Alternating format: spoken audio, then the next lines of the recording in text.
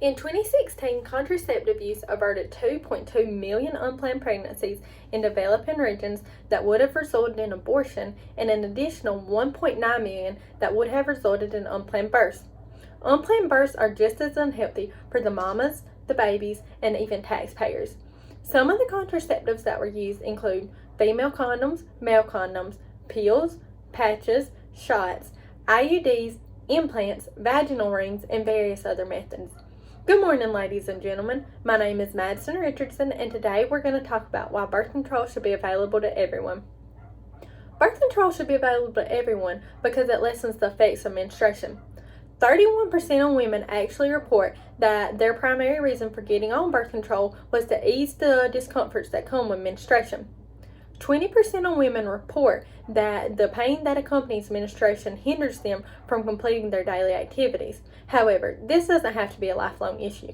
Birth control is clinically proven to cause a dramatic decrease in the amount of pain a woman feels during this time. Another issue that many women suffer with is menorrhagia. Menorrhagia is defined as an excessive amount of menstrual bleeding, and more than 10 million American women are burdened with this. A typical woman produces anywhere from 2 to 3 tablespoons of blood. However, a woman with menorrhagia produces twice this.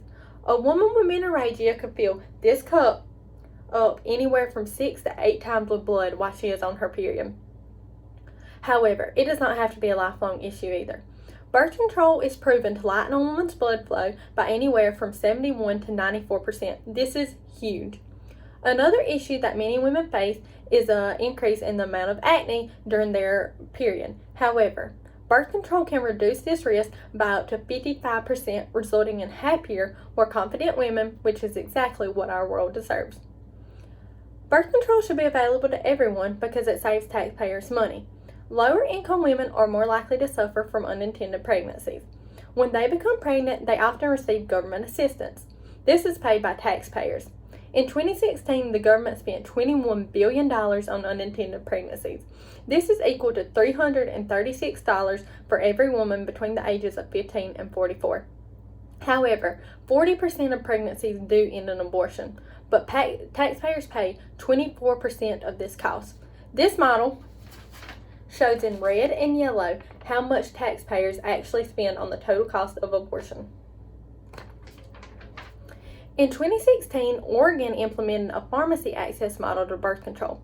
The model showed that the state saved $1.6 million in public health care costs due to the availability of birth control. Oregon proved the many overall benefits by the reduced public health costs, the overall health of women, and the fewer unintended pregnancies. Birth control should be available to everyone because it offers health benefits.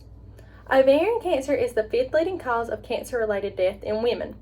Birth control works to reduce the risk of developing ovarian cancer by suppressing ovulation, which causes damage to the ovary, which over time can lead to the development of cancer. In the same way that birth control works to reduce the risk of developing ovarian cancer, it also works to reduce the risk of developing ovarian cysts. Ovarian cysts can grow anywhere from 1 to 4 inches and is about the size of a golf ball. A real-life woman in Connecticut said, "Ovarian cysts are painful and impair fertility. Without regular access to birth control, I would continue to have these." Any woman should be able to get on birth control for whatever medical reason she has.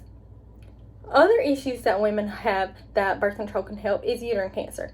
More than 12,950 women will die from cancers of the uterine body. Luckily, birth control can reduce this risk by up to 50%, and the effects can last up to 20 years. Many people like to argue and say that birth control is immoral because the human body is a natural birth control due to short, specific times of ovulation, which is when a woman can get pregnant. They also like to say that abstinence is the only method of birth control that should be practiced. Although it is true that there are only short, specific times of which a woman can get pregnant, more than 30% of women have irregular periods. This means that it can be exceedingly difficult to track when a woman is actually ovulating or not. And the abstinence isn't necessarily a form of birth control because only 3% of people actually practice this method. The safer, more accountable option would be to offer birth control to everyone. So, ladies and gentlemen, birth control should be available to everyone. I thank you for your time and attention, and at this time I will take any questions you might have.